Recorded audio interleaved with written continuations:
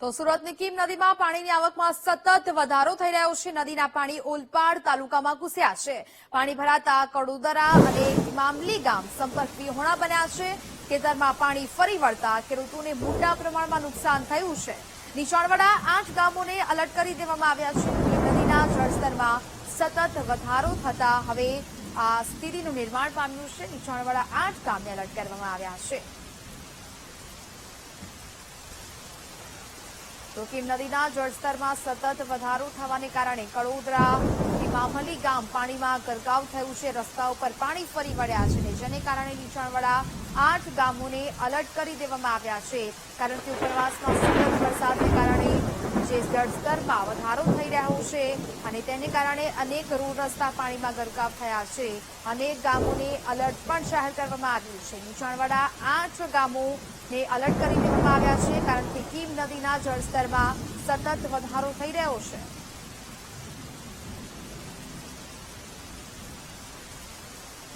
ગઈકાલે સુરત ગ્રામ્ય વિસ્તારમાં ભારે વરસાદ વરસ્યો હતો, જેના કારણે ઠેર ઠેર જળબંબાકારની પરિસ્થિતિનું નિર્માણ થયું હતું। વાત કરીએ સુરત જિલ્લાના માંગરોળ તાલુકાની।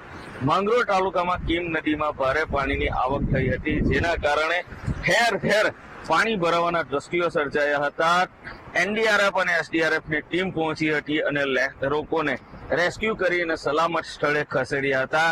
ઉપરવાસમાં તો જે પાણી આવ્યું હતું કીમ નદીમાં તે હાલ ઓછું થયું છે, પરંતુ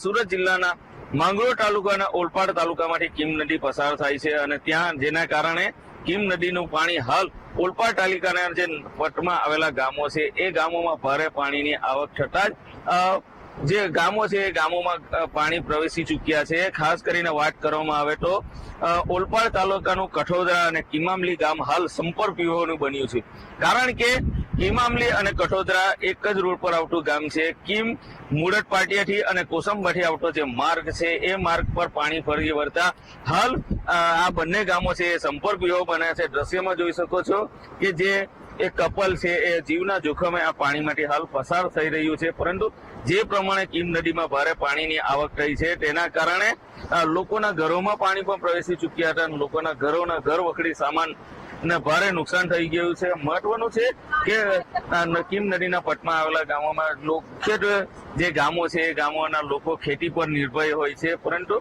જે પ્રમાણે કીમ નદીનું પાણી આવ્યું છે એ કીમ નદીનું પાણી હાલ ખેતરોમાંથી પસાર થતા જે પાક છે એ પાક પણ નષ્ટ થવાની ભીતિ છે।